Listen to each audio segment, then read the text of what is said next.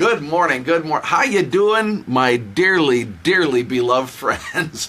So good to see you. It's Dan coming at you live from Oak Lawn, beautiful Oak Lawn, Illinois. Oak Lawn.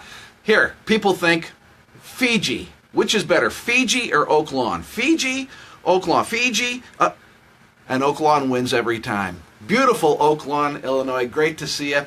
Hey, here's what's on my mind. Here's what I've been thinking about. There may be some times, hopefully this would be rare, but there may be some times that will happen when we would have to put some pretty significant boundaries in place with people. For example, boundaries which would drastically reduce the amount of time that we spend with certain people or their access to us. Now, I realize that for people who've been raised, like myself, in the Christian faith, this can be difficult. This is a struggle for us, perhaps. We tend to think, oftentimes, that the fact that we love everyone, and we are called to love everyone by Jesus, absolutely. But we tend to think that that may mean that we need to fully engage everyone exactly the way they want and be willing to spend as much time with them as they want and give everyone free and total access to us at all times.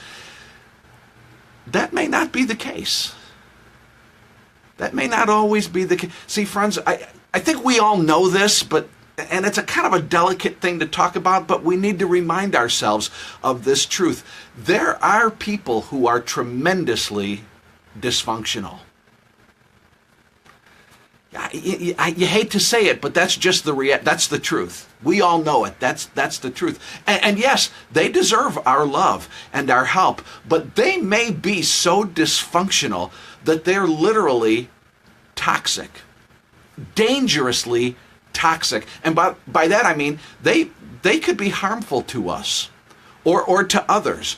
Maybe not physically harmful, although that can happen too, sadly, but mentally, emotionally harmful, spiritually harmful. And therefore, as I said before, we may need to put some pretty significant boundaries in place with these kinds of folks. We may have to drastically reduce the time that we would spend with them and their access to us. I know this can sound mean.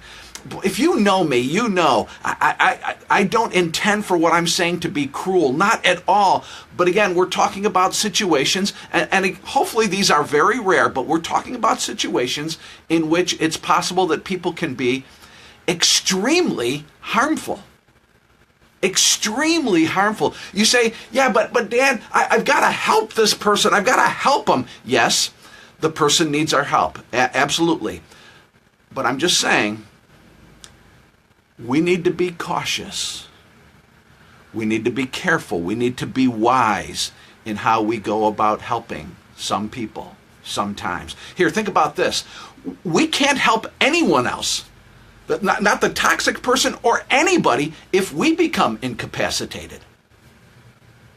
I mean, if a toxic person has basically hurt us or damaged us in such a severe way that we are now out of commission, then we can't bring help to them or to anybody else. Boundaries.